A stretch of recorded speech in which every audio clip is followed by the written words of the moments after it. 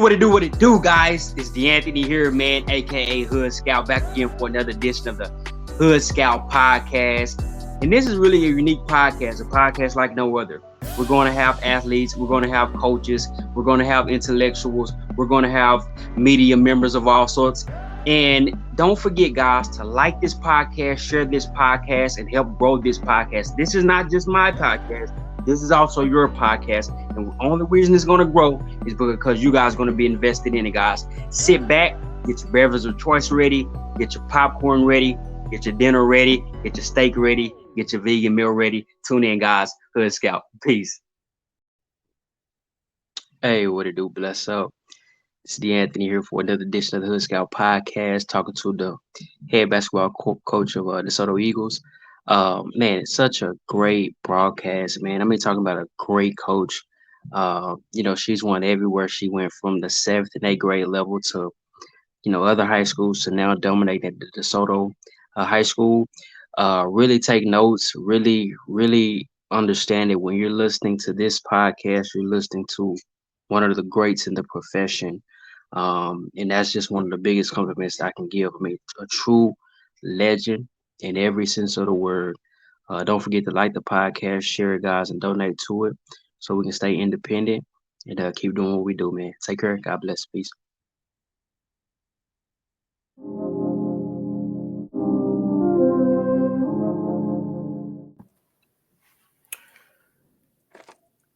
Hey, what it do, guys? D'Anthony back here for another edition of Hood Scout.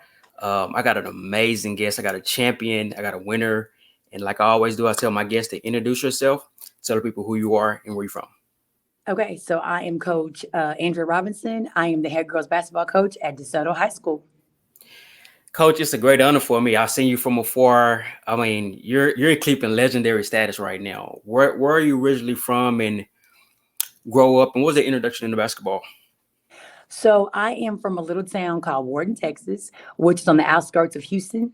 A lot of people don't know. If you're familiar with the Houston area, we're really close to Sugar Land. Okay. So I'm from the Houston area. I grew up from a family of athletes. My dad's a coach. My uncles are coaches. I have the athletic lineage. My uncle played in the NFL. My dad was a collegiate player. So I have just grown up in a family of athletes. So sports is kind of all I know and what I know.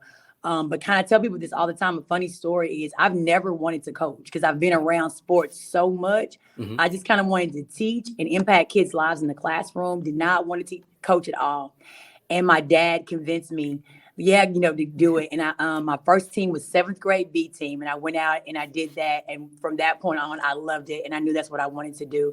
But because I had such a strong athletic background, I just didn't want to be part of it anymore. Let me ask you this, Coach. What did you learn from your father? What are those lessons, even in coaching, that maybe kind of allowed you from that time and also into coaching? What are those lessons that you learned from your father? Yeah, so I'm the only child. Okay. So my dad is my hero. He's everything. I watched my dad teach. He taught me a lot about hard work. My dad's a hard worker. And so I learned that anything you do, you need to work hard. But one of the main things that my dad taught that I really grew up around was how to operate in excellence. Anything that my dad does, he does it to the highest level possible. He's always taught me to whatever you do and whatever you represent, you be elite, you do it well, and you operate in a level of excellence. And you don't do anything sloppy or half. Everything you do, you be great at it. And so I was raised with that mindset. Anything that I do, we want it to be great, and we want to operate in a high level of excellence. So walk me through that first job as a coach. I think you said 7th grade, correct? What was your mindset, and what was that experience like? Because everybody see you now as a champion, and that should be worthy of praise. But you started somewhere. Talk to me about that beginning stage. How was that for you? Yeah, so I started off with the 7th grade B team, which wasn't. The B team sometimes gets the reputation of not being a big deal. So I started at the lowest level that you could have, and when I first took the job, I kind of just did it for my dad. I'm like, okay, he wants me to do this, so I'm just gonna do this so my dad can be quiet. I'm gonna give it a shot and just say, Dad, I did it. I don't like it and I don't want to do it. But when I did it, man, I always remember what my dad said. Whatever you do it in excellence and you be great at it. And so I took the B team, and I mean, we rocked it. We were undefeated. We played hard. We were going to 18 tournaments. I mean, I loved it. That's so deep. I gotta stop you and interrupt you, coach. That is so deep to me because that lets you know this winning has been in your DNA. Yes. Wow, I No. didn't mean to cut you off. That hit me. I'm like, she didn't just become a winner; she's been a winner. No, yeah. No, I learned that from my dad though. And I just remember him saying that you have the D team. It doesn't matter. It better be great. Because he would come out and watch us play. And I always want to make my dad proud. And like I said, I always remember excellence, greatness. And so, man, we rocked that seventh grade B team. We were known all across the land, in my opinion. That So, is, but and man, that's that's when I good. know, yeah. And so that's when I enjoyed it. And then I saw the impact that, you're making on these kids' lives. And then it went on from there. And then we're here. So we're talking seventh grade. What was the next step after that? You had a lot of success. I mean, you're really kind of growing into the craft. What was the next step after that? So for me, I had to work my way up. I did not go like, this young generation of coaches, they can walk into a first job. Like I have a coach on my staff now. She's a first year coach and she walks into a state championship. I went on up. I was promoted to the seventh grade A team. And then I moved up to the seventh grade A team. And then I moved up to the eighth grade A team. Hold on, coach. Say something, coach. Sorry. But I lost connection. Okay, there you go. Yeah, I lost connection. Go Okay. ahead. Okay. You good, coach? So I moved up to the seventh grade A team. I was promoted there. And then, same philosophy, excellence, greatness, win, impact, change lives. And then I moved up to the eighth grade A team. And then I got offered a high school job. And so my career has been a ladder. I've coached every level from seventh grade A, B, JV, all the way up into my head girls coaching job. What was your ways of learning, coach, back then? I mean, you were still growing in the profession, but as a young basketball girl coach, how did you learn? Like, how did you come to learn that what you had in you? Yeah. So, you mean how did I learn to coach the game or just Yeah, learn? how to coach the game in a sense of how did you grow? Like, what was your Yeah. methods of growing as a coach Yeah. So, back then? when I was younger coaching, I pulled a lot on my college experience. So I did play in college, so I pulled a lot on that, and then I had Oh, an we didn't talk amazing about high that. school. I What know did I you played at the play? University of See, Louisiana that in why I said we got to chop Monroe. this thing up. See, because I love to hear Oh, about I those know. I inquiries. mean, Talk about that a I little don't bit, have coach. this decorated career. I don't have this decorated career like a lot of these coaches. I mean, I played Division One. It was mid major at University of Louisiana in Monroe. I played there. And that's where I had my college career. But I had an amazing high school coach, and I pulled a lot from him. And I've just had really amazing mentors. And then I studied the game. I learned a little bit from everybody. I watched somebody do this, and I like it, and I'll study it. So I'm a life learner. So I just learn from anybody. Anything that I see that I like, I learn. What did you think you learned from that high school coach? Because I always, when I hear people say stuff, I like to kind of pick at it a little bit. What's one nugget that maybe your high school coach said that you remember? Yeah. So no, he pushed me to be great. I think he was the first person that coached me that demanded greatness, and his expectations of me was so high. And I think he got the best out of me. And so that's one thing I take with me. If you're gonna play for me, whatever level your greatness is, I'm gonna fight to get it out. Like I want you to be great.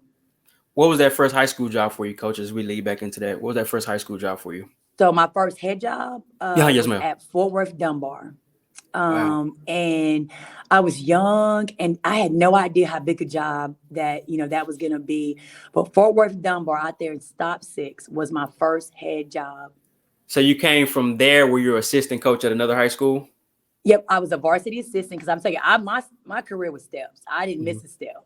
I was a varsity assistant out there in Midland High School in West West Texas. Texas. Yeah, and then I came back to the Metroplex, and I took a freshman 18 job. I went back because I was just trying to get back to the Metroplex, and then after that, I got my first head job.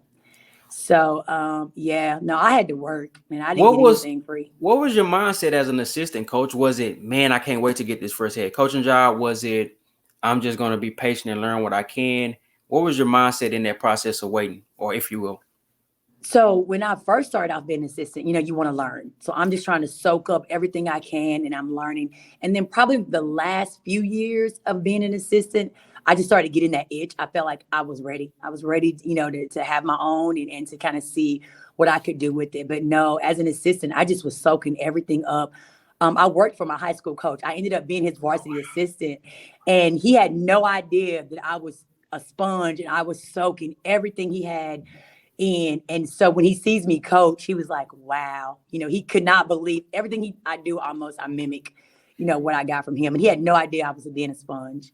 That Yeah. is, man, that's so good. Yeah. So if you're an assistant coach of Coach Robinson, you need to be a sponge around her. That's the Oh, lesson yeah. that's No. the lesson she's conveying.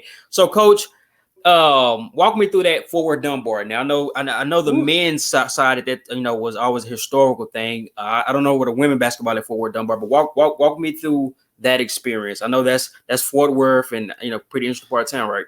Oh yeah. So I'm young, so I'm excited. I didn't care who gave me a head job. I didn't care where I was. I could be in the backyard coaching. It didn't matter. I was fired up, but I had no idea how rich that community was. I knew about Robert Hughes, Yeah. senior, but I had no idea that I would actually sit side to side and be able to learn and coach with the legend. I had no idea then, the impact he would have on my life and what I would learn. I'm so blessed. Oh gosh, my lights are censored. Okay, there we No, go. you're good. So, so blessed. But when I got there, I pulled a lot off of his tradition and his history, and we just built it. I mean, I came in at the right time, had a great group of young ladies. I ended up coaching a McDonald American, Brooklyn Pope, who ended up being a pro.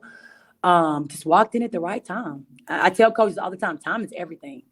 Well, that's good. That's good. Talk Yeah. to me about how was that sitting at the foot of a legend? I mean, what did you soak up from him? Man, oh gosh, he taught me how to pace myself. One of the things I remember the most, I was going in crazy, just full of energy, high intensity. And he sat me down and he was like, you're going to be a really good coach. He said, but you're going to have to pace yourself. He's going to say, you're going to have to learn how to pace yourself in this profession or you're not going to make it. So he kind of taught me how to pace, how to Man, coach hard during the season, pull back a little bit in the off season, how to use my voice. He's like, you can't fuss at them year round. He was like, if not, they're going to get used to hearing your voice all the time. It's not going to be effective. So I think that was the biggest thing that he taught me, how to use my voice and how to really pace myself in this profession. And I hear him to this day when I'm going crazy all year long. I'm like, okay, back up a little bit, save that for in season. So yeah, that's definitely one of the things he taught me. man, so many little valuable nuggets that seem Oh small, but yeah. they're not.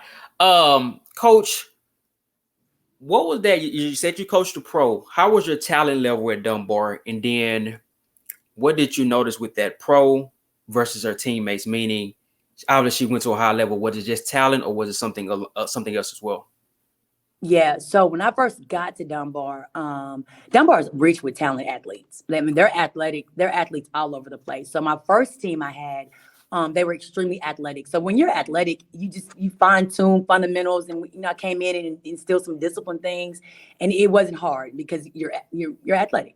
So we were able to do some great things with what I had. But there was a class after that came in. It was an eighth grade group who was it was more than just that pro. There were, I want to say, we had 4 Division I kids that played, and then a couple other college kids. But I mean, it wasn't just Brooklyn. She had some players around her. So I walked into a great situation of some talented kids, but they just needed something else. They needed structure. They needed structure of a program. Coach, how is it as a coach? Is it different to coach a group of great players versus a group of kids that have to overreach? Is there a difference in that? A different who? You Is broke up a little there bit. a difference in that when you coach a group of really talented girls versus a group that has to overachieve? Is there a difference in how you coach those teams?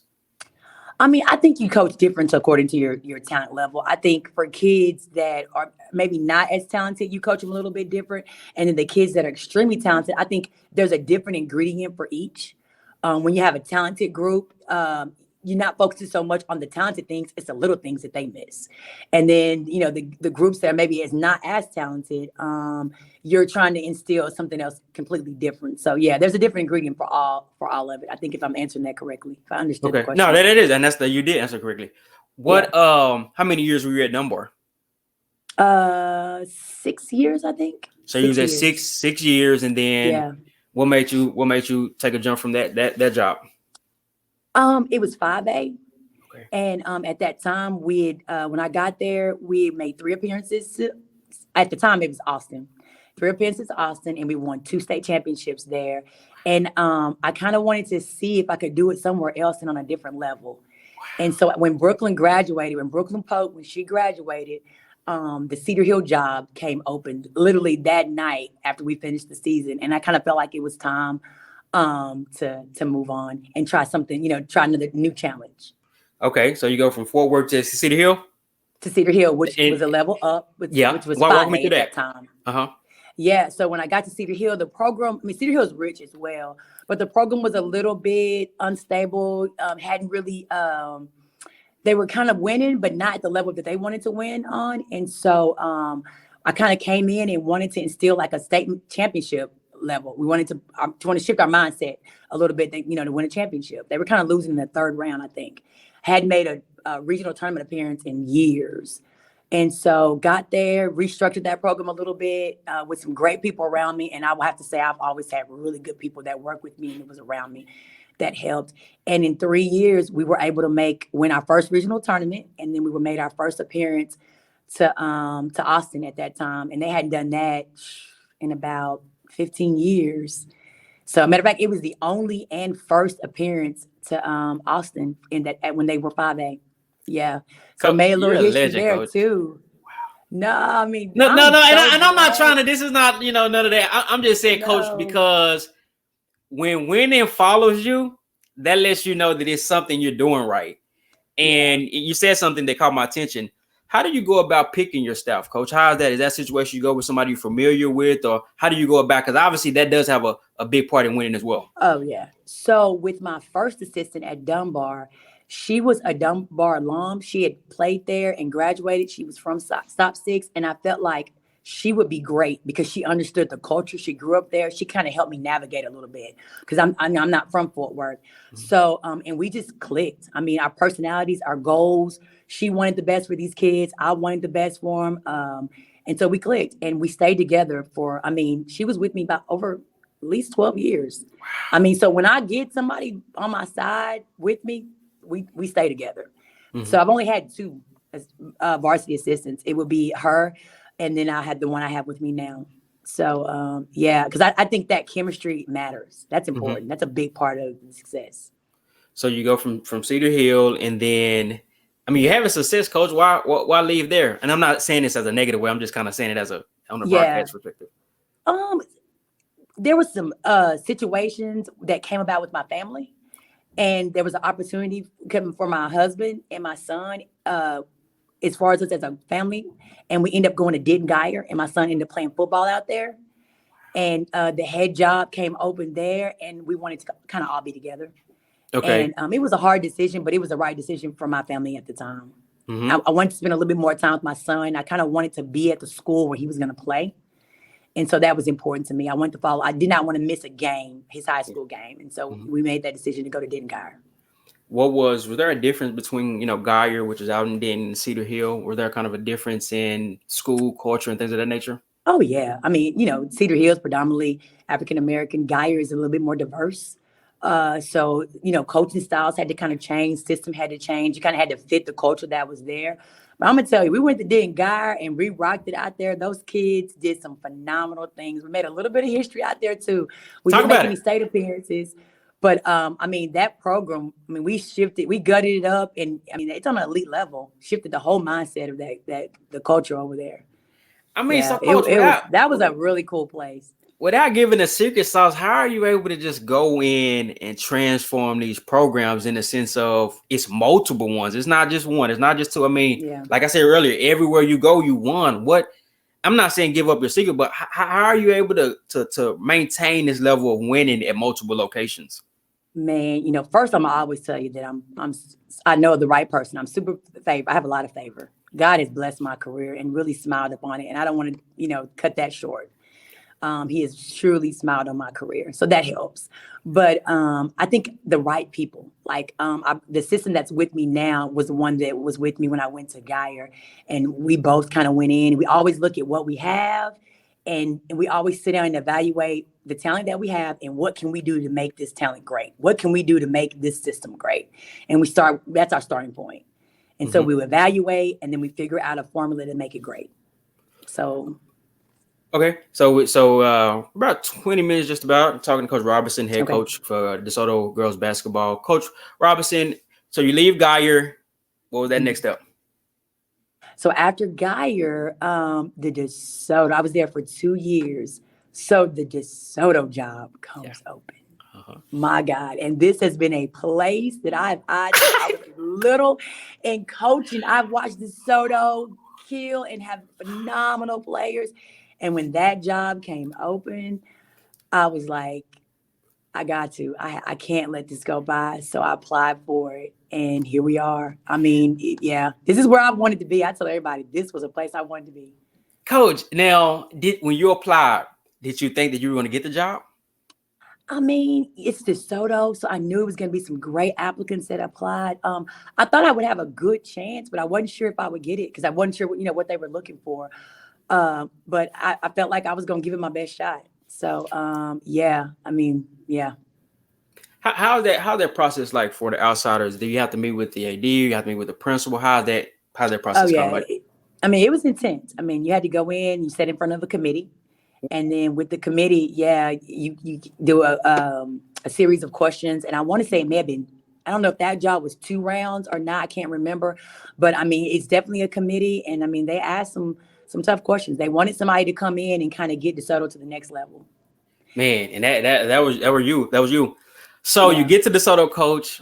I mean, I'm pretty sure you just feel with joy and Oh thankful my for that. How gosh. how did what was like what was you thinking? What were your mind thought like your thoughts when you get this job? Did you think like we finna do some big things? It's a historic job. This is always what I wanted. How did you feel internally? So when I first got the job, of course I'm excited because this is always a place that I wanted to be. Always. My sister and I, we used to talk about it all the time. But the program had kind of, I mean, it wasn't in a great place. I remember at that time before we got there, Duncanville had scored like 100 on them.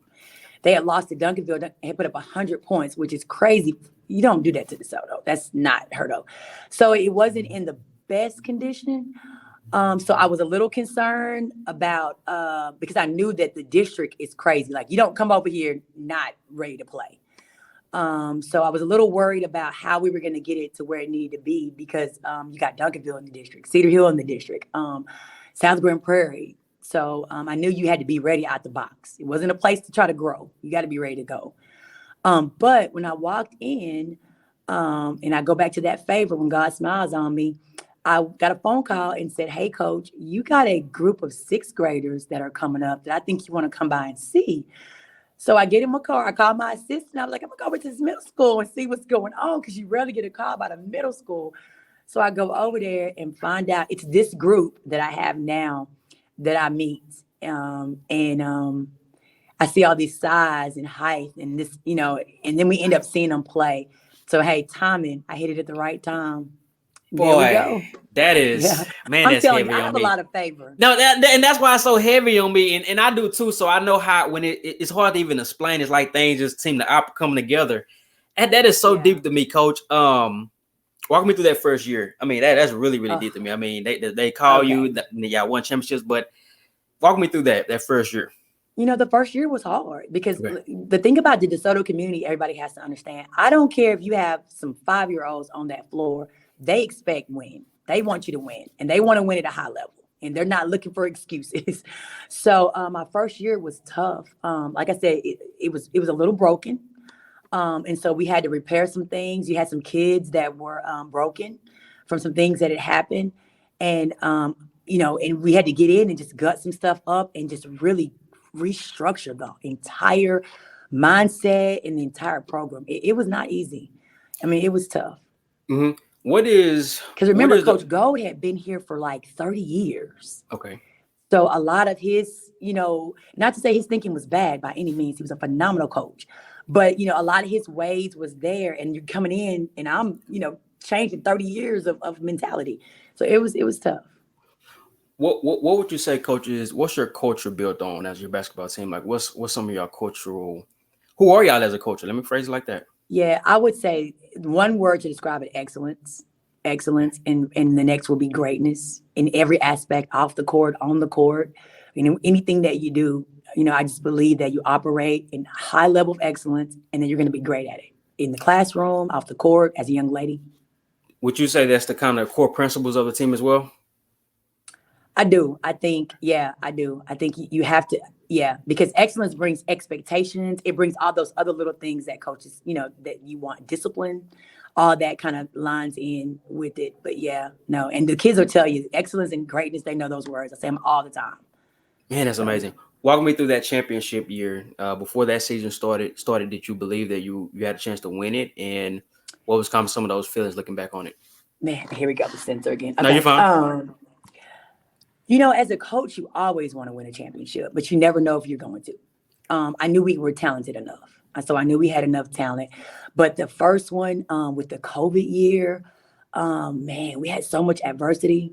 We had some mishaps. We made some bad decisions that year that we had to go through. I actually was out while with COVID, my family. I mean, it was just a rough year. So I knew we were talented enough to win one, but I wasn't sure. And then, we had battled health injuries a lot.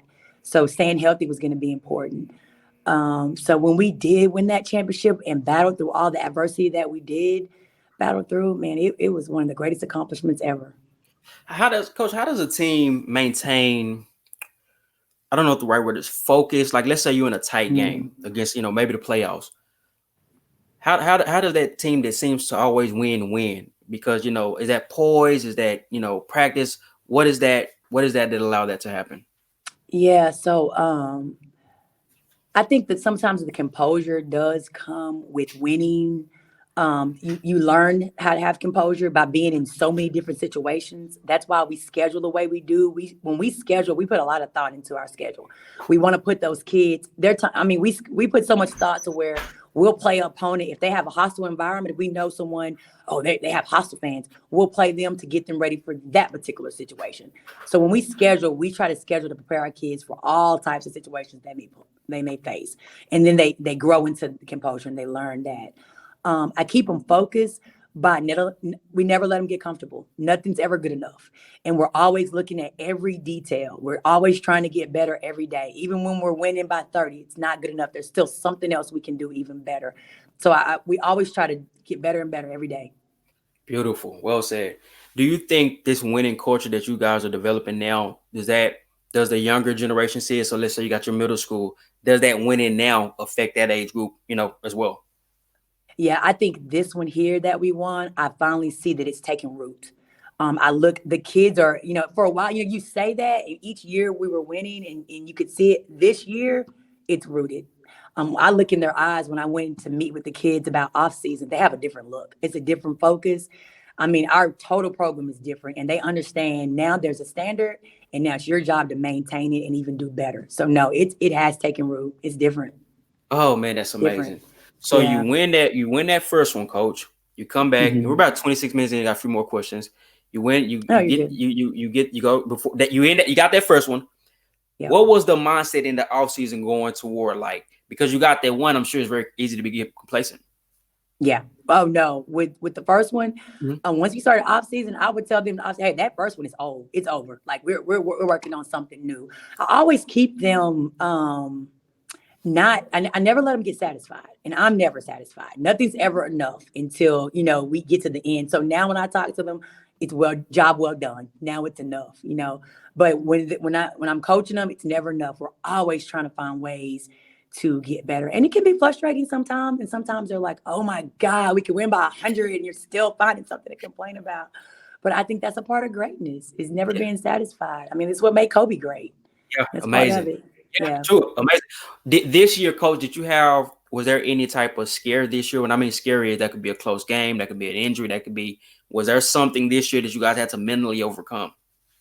Oh yeah. I mean, we've had a lot. We battled some injuries, some um little nicks of injuries that we had to battle with, and we had to play without some kids, some key kids. That was scary. That was tough. The schedule itself, the national schedule, the traveling.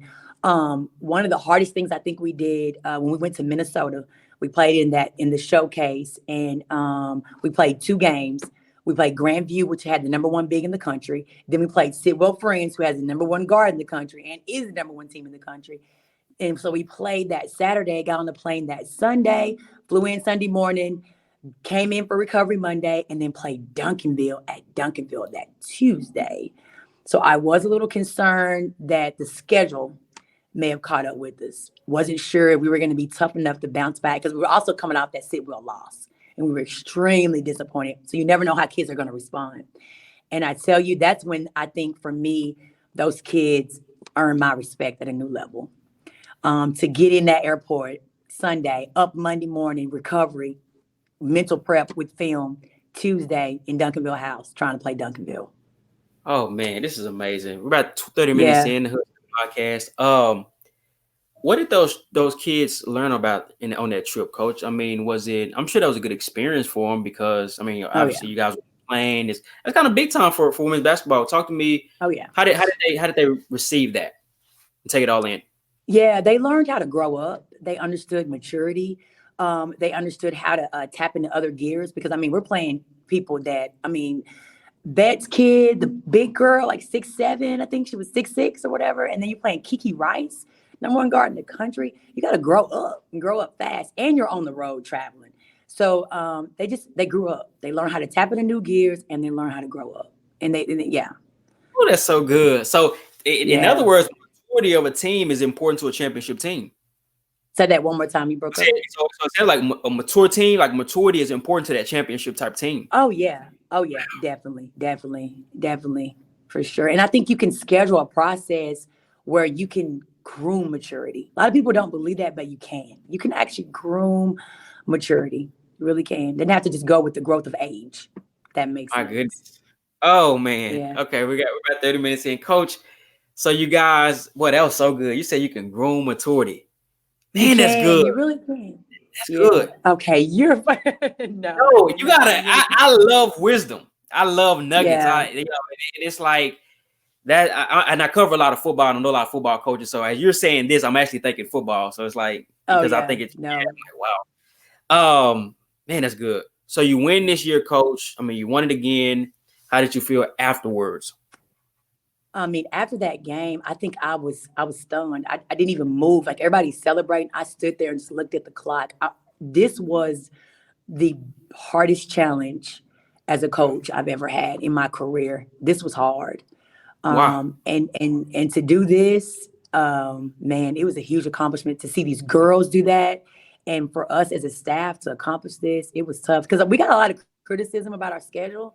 A lot of people felt like it wasn't smart. You're going to wear the kids out. They didn't know how it would pan out. So you're not really sure. It was kind of new and wasn't sure how it would turn out. And so these kids rocked it, man. I'm proud of these ladies. They are Yeah. tough. Congrats on that championship again, Coach. That's so Yeah. big, man. That's so big. When you say it was the hardest, Coach, was it the kind of cumulative effect of all those things, or was it something specific that made it hard? No, it was a cumulative effect of the national schedule, and still, Texas is tough. I mean, to still come back, these kids haven't lost a game to anybody in the state of Texas in 2 years. So to come back, yeah, like to come back and do that is tough. Texas is real. We've been all over, and I'm telling you, there is nothing like Texas. Texas is tested and proven. We play some good basketball out here. And to go nationally to do that and then come back and deal with our district, the Duncanvilles and the Cedar Hills, is incredible. Man, it's incredible. Everything to these, hats off to these ladies, man. These girls are tough. Are you guys satisfied? Say it one more time. You guys satisfied? Are we satisfied? No, no, we're not satisfied. I think this new generation coming in, they're appreciative at the legacy that these ladies left and the doors that they opened. But no, they're ready to leave their legacy and to take it even further. They're ready to go further. Who were some of your captains on your team, Coach, and what do you think the legacy of this group was? Like, what's that spirit that they're going to leave that next generation? Because to me, they left something for sure. Yeah, if I had to say perseverance and toughness, man, you're talking about some gritty ladies because we didn't always win pretty. I mean, we didn't always blow everybody out. We've had some close games. We had some sloppy games. We turned the ball over and did some things, didn't shoot well, but they found a way. So these ladies are winners. They're gritty, man, and they are tough. Ooh, that is so good. What would you say? I'll frame it like this. What will be your wisdom to a younger coach coming up? Say that one more time. What would be your wisdom to a younger coach coming up in the ranks? Oh man. Okay. Wisdom for a young coach coming up. Be patient. don't rush the process. I think the process I went through, the steps kind of developed me. It taught me how to appreciate. It made me a learner. I learned just be patient and go through your process and be willing to adjust to what you have and to this generation. I've changed every year I've coached. I feel like I've had to adjust to each generation. And so you're going to change as a coach. You're not going to stay the same. I'm not the same as I was at Dunbar because generation has changed. So be flexible, be willing to change, be patient, go through your process and learn. Learn as much as Uh, you can. that's amazing. 33 minutes in. I'm gonna ask a few more questions. I'm gonna let Coach go. Coach, give me your definition of team. What does it mean to be a team? To be a team, Mm-hmm. sacrifice, to sacrifice for each other, for the program. Yeah, I think that's the first word that came to mind when you said team sacrifice. And I think I say that because I watched this team this year do that because you have 7 Division I kids. You only can start 5. So you've got 2 kids, coming off the bench that are Power 5 kids. I had like Tiana Heron is coming off going a Kentucky commit and she didn't start a game. So these kids had to sacrifice, man, and they had to play for each other and love each other enough to make that sacrifice. Man, I was So, gonna try to wind this thing down, but you said something that caught my attention that got my mind oh thinking in no, another direction. You got all this talent. I mean, guys, I mean, your girls that get getting recruited here, getting recruited there. How is it no ego? How do you coach so much talent? And is that an easy thing? I mean, because it may not even be a challenge. yeah, no, it's not easy at all. It's not. And so we had to have a lot of talks and a lot of team meetings of about just how, what makes us great is us together. You can go off for 35, but we may not necessarily win. We won't be DeSoto, but if you go for 10, you go for, your 10 and, we spread up, spread out a little bit, we're greater, we're better. And the fruits of it is a championship. And they kind of bought into that. And it was hard because those kids are sacrificing a lot. There are a couple of them that could go out for 30 or 40 a night. But they chose to sacrifice for a championship. And so I Man, will always respect them for that. Yeah. yes, that's something to be respected for. Um, is it easier hunting or to be hunted? Meaning, is it easier trying to chase or Ooh, after you've already won? man. They're both pretty hard, Mhm. but I must say being hunted is harder because you have to fight comfortable being complacent. You have to fight that because when you're being hunted, sometimes you get comfortable because you've reached something great, obviously, because you wouldn't be hunted. So that one's probably harder when you're kind of the underdog and you're hunting after everybody. That's a little bit easier to stay focused. But when you're hunting and yeah, you keeping the focus is tough. So to me, that one seems to be a little bit harder. Let's end on this one, Coach. Let's end on this one. I am so grateful for your time. Give me your definition of success. Um, Mm. because some may say champion, some may say get sending kids to college. What is your definition of success? I think, and of course, sending kids to colleges, that's what it's about.